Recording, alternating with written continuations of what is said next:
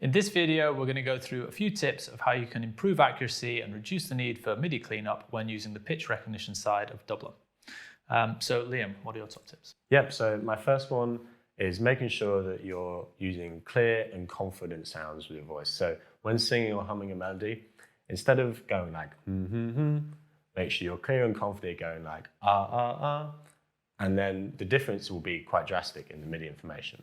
So I'll just show you an example. If I do like that example, I gave some sort of just a few notes, and I just want to go up the scale, and if I do that humming, and I record this MIDI information,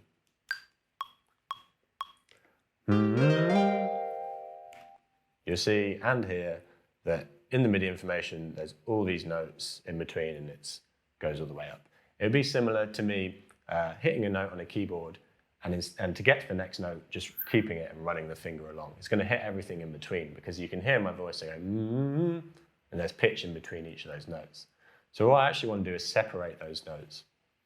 And so for me, a tip that I use is kind of using a slight percussive sound at the beginning, and it helps me separate them. So I'll go like da, da, da.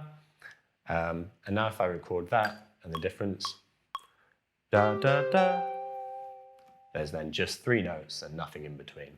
So it's just something that you can do to make sure you're separating your notes that you actually want, and also making sure that it's clear and confident into the mic. So another thing I spotted there is that you already had a key lock whilst you were doing that, C minor pentatonic. That would definitely be one of my most important things to set when I'm using Dubler to create a melody. Always have some kind of note restriction going on.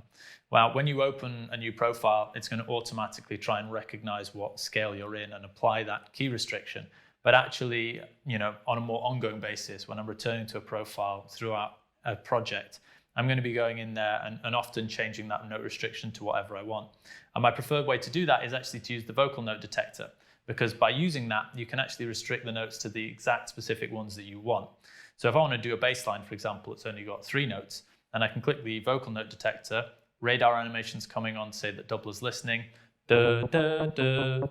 I just sing in 3 notes, and straight away, Dubler has limited me to those 3. Da, da, da, da, da, da, da, da, da. I can only hit those, and I'm not going to hit any notes that I don't want.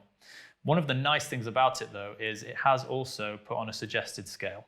So if I've created a bass line on those 3 notes, and I say, okay, let's add a top line, I might want to go click this suggested scale. It's expanded it to the full minor pentatonic, and now I can add some kind of top line, or I could even go here and actually expand it to the full minor if I wanted to.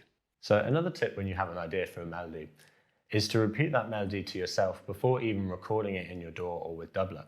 And that way you can really cement that idea in your head. And when you go to record it, it will be a lot closer to that idea in your head than if you just went in and sort of slightly improvising with it in the first place. Yeah, definitely. And also with that, I mean, you want to be doing several takes, because the more clear and confident you can be in your vocalization, the more clear and confident the results will be in Dubler. So like with any instrument, you'll probably run it a few times, and then you'll pick the little section that you are pleased with and use that in the final song. Yeah, for sure. So hopefully that's given you some tips on how you can use the pitch side Dubler and improve the accuracy. But if you want to see and get some ideas of how other members of the community and artists use this, then make sure to check out our playlist on YouTube.